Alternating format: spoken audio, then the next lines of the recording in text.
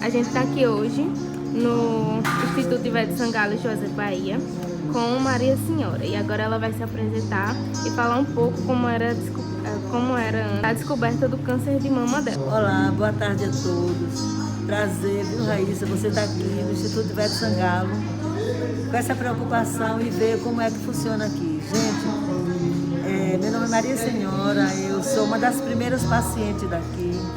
Aqui foi inaugurado em 2007. Em 2007 mesmo, em julho, em agosto, eu já comecei a fazer a mamografia. E foi através daqui que eu descobri que eu tinha um câncer. Bom, em relação a antes da minha rotina, eu tinha um belo plano de saúde e eu fazia mamografia todo ano. E nunca foi dado o resultado que eu tinha ou não o câncer. Sempre era negativo. E a partir do momento que eu fiz aqui, mamógrafo de primeiro mundo, né? Aí foi através daqui que eu descobri que eu tinha um câncer. Então, até hoje, são 14 anos que eu estou aqui dentro, ajudando outras mulheres a se cuidarem.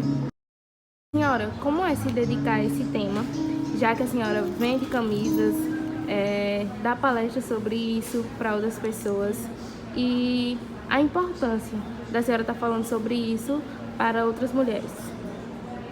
Pois é, Raíssa, é muito gratificante. Eu sempre digo até assim que eu faço aqui do Instituto como se fosse a extensão da minha casa.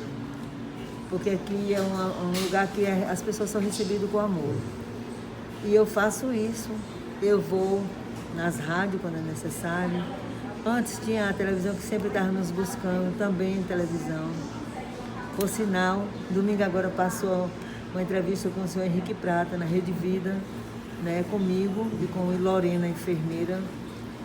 E aí a gente vai, essa semana eu fui até no presídio, falar um pouco da importância do que é a prevenção, tanto de mama como do colo do útero, que é o que se faz aqui no Instituto. A gente sai em busca das mulheres, falando da importância e mostrando que elas são multiplicadoras, que elas podem falar com o pessoal da sua família, com os vizinhos, bater na porta e saber se já fizeram para poder fazer o seu preventivo. Tem o tanto de mama como do colo do útero. Porque tem até um dito popular que se diz: é melhor prevenir do que remediar. Então, se a pessoa se cuida em tempo, dá jeito. 95% de chance de cura. Como foi a sua descoberta e a sua sensação? A gente sabe que quando descobre, mexe tanto a parte física quanto a sentimental. Como foi para a senhora descobrir e lidar isso com a sua família e o meio de amigos, seu trabalho? O que a senhora tem a falar sobre isso? Pois é, olha, não é fácil. Eu sou uma pessoa muito brincalhona. E é como eu lhe disse, eu fiz tudo por acaso, né? Quando o Ivete veio trazer para cá esse encontro, fez a inauguração, foi até na hora, eu era uma das mais animadas. Pensando em mim não, pensando nas outras mulheres, porque eu tinha um belo plano de saúde e que eu fazia todo ano, mas nunca deu nada. Então, quando apareceu aqui o Instituto Ivete Sangalo, eu quis fazer para poder ter a oportunidade de aproveitar uma aparelhagem moderna. Fiz, fui chamada para fazer a segunda vez, e aí depois também muita coisa assim aconteceu. Minha mãe era acamada, né? Uma pessoa muito debilitada, era deficiente visual. E aí meu filho teve que ir para Salvador, que meu marido estava em coma em Salvador. E aí isso foi no dia 2 de janeiro de 2008. Quer dizer, aqui inaugurou em 2007, eu já fiz logo a mamografia. Eu fui para Salvador, ele faleceu. Eu fui para Salvador para poder resolver o problema, né, de pensão, essas coisas. E aí pronto, já fui chamada para fazer biópsia, aí teve um resultado, claro que foi um susto. Eu me assustei muito, não pensando em mim, mas eu pensava assim na minha mãe, porque eu não tinha filho mulher, só tenho um filho homem. E como que eu ia viajar para tão longe que eu fui para Barretos? Como que eu ia fazer para deixar meu filho aqui com minha mãe? Mas aquela história, se correr o bicho pega, se ficar o bicho come, né?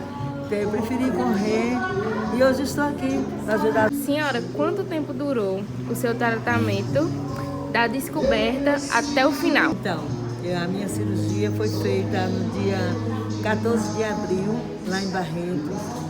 Eles até queriam que eu ficasse lá, mas não tinha como, né? Eu vim embora, porque minha mãe também é acamada, como eu já falei. E aí eu fui para Aristide Maltês, lá em Salvador. É o Hospital do Câncer, né? É um hospital filantrópico também. Aí eu mesma fui para lá e aí comecei. Eu fiz 8 sessões de quimioterapia, fiquei careca e 41 sessões de radioterapia. A quimioterapia, todo mundo sabe que é de 21 em 21 dias, né? E a rádio é todo dia, a não ser que a máquina lá dê problema, mas é todo dia. E depois disso, foram 5 anos tomando tamoxifeno. Ela é uma continuidade da quimioterapia, só que oral, né? A quimio é pela veia e o tamoxifeno é oral. São 5 anos de tomar essa medicação. E depois só indo para as revisões, né? São revisões. Agora, por exemplo, eu tenho revisão agora no dia 4 de fevereiro de 2022. Esse tempo todo do seu tratamento, você passou no hospital ou ficava indo e vindo? Pois é, pergunta interessante, né? Todo mundo pergunta isso. Não, como é de 21 em 21 dias, eu ficava lá eu ia no ônibus da prefeitura, né? Tem a casa de apoio, mas eu ficava mais na casa de meu irmão, lá em Salvador. Voltava para a casa de apoio para pegar o ônibus. Quando eu ia daqui para Salvador, eu já ficava no hospital, porque toda a movimentação era de manhã.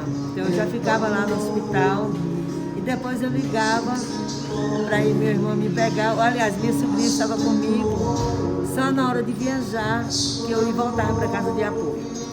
Então foi uma rotina muito interessante, que nesse momento de tanta coisa difícil, você consegue fazer amizade com pessoas, né? Pessoas que estão naquele momento muito debilitadas, precisando de uma palavra, e eu, mesmo assim, eu fazendo tratamento, ainda dava aquela minha palavra de força.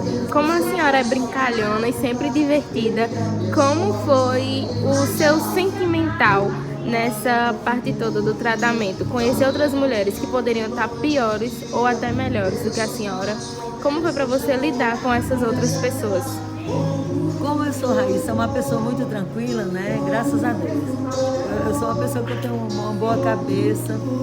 Eu não vou lhe mentir, eu não fiquei abatida. Não fiquei. Eu acho assim que tudo Deus tem um propósito na vida. Então, isso me aconteceu para que eu pudesse ser uma pessoa melhor ainda. E eu faço esse trabalho, eu já viajei até como acompanhante. Eu sendo paciente, já viajei como acompanhante de outra pessoa. E sempre dando aquela força, né? A gente está sempre disponível para ajudar o próximo. Mas assim, foi um momento difícil que eu falo, por quê? E nesse meio tempo, minha mãe também faleceu, né? Meu marido faleceu, minha mãe faleceu. Mas foi tudo tão assim, uma coisa gratificante que nesse período de dificuldade, meu netinho nasceu. Então, uma coisa compensou a outra, né? Mas, é assim, quem tem fé em Deus, olha, eu sempre falo isso. Se você tem fé em Deus, a coisa fica mais fácil. E a família, hein? A família é o suporte daquele. Quem não tem lá aquela família, mas que tem a pessoa amiga, que dá um ombro amigo, muito legal também. Senhora, como é o funcionamento da instituição? Pois é como eu estou lhe dizendo, 100% SUS, muito gratificante. As pessoas que chegam aqui ficam admiradas de ver como que é o próprio ambiente aqui, com muito respeito, com muito amor. Chama-se, é da Fundação Pio XII, né? Do Hospital do Câncer de Barreto, mas chama-se todo o hospital, um hospital de amor. Porque todo mundo tem que ser tratado com amor, com muito carinho. Quem não veste a camisa, que se doa totalmente e não fica. Então eu faço isso, incentivo as outras mulheres, não perca a esperança. Não quer dizer que você está aqui porque você tem um câncer. Não, é para prevenir, né? A nossa região tem um índice muito alto de câncer. Mama e colo do útero e pele também, viu? Senhora, vocês vendem camisas e faz essas ações. Todas as pessoas que fazem essas ações e vendem camisas são ex-pacientes daqui? do Instituto? Pronto, Raíssa. A venda de camisa é comigo, Maria Senhora, e com Carmen. Pena que Carmen já foi. Carmen é nossa paciente também. Eu coloquei ela nesse movimento junto comigo. Eu tenho 13 anos de cirurgia e ela 8 anos que fez cirurgia. Mas ela se engajou nessa minha luta para ajudar as outras mulheres. Então a gente faz isso. Vende a camisa, gente, olha, aqui ninguém paga para fazer nada. A maneira que a gente tem de ajudar a instituição é essa. É apenas R$10, uma camisa, uma blusa com uma viseirinha, até para fazer caminhada. A gente tinha a caminhada muito linda do Outubro Rosa, mas infelizmente, devido à pandemia, não tem mais. Mas a gente continua vendendo as camisas que é para ajudar aqui a própria instituição, que é toda feita de doação. E agora, para finalizar, qual a mensagem que a senhora daria para as mulheres que fazem a mamografia todo ano e aquelas que nunca fizeram por medo? E agora, para finalizar, qual a mensagem que a senhora daria para as mulheres que fazem a mamografia todo ano e aquelas que nunca fizeram por medo? Pois é, Raíssa, é como ele disse, eu faço vários bate-papos por aí. Vários, você não tem ideia. E aí eu sempre falo isso, que ninguém sofra com antecedência. Porque não quer dizer que qualquer caroço, qualquer nódulo seja um câncer. Não é? Então que ninguém sofra com antecedência. E que a pessoa fique atenta a seu corpo, ensine a fazer o autoexame, para justamente começar em casa, o autoexame, e depois, se descobre alguma coisa, procura, né, a fazer um mastologista aqui na instituição. Por exemplo, a pessoa vem diretamente aqui, a própria pessoa pode marcar a mamografia, pode marcar o seu preventivo. Então, aqui a unidade, ela faz todo o encaminhamento quando se descobre alguma coisa.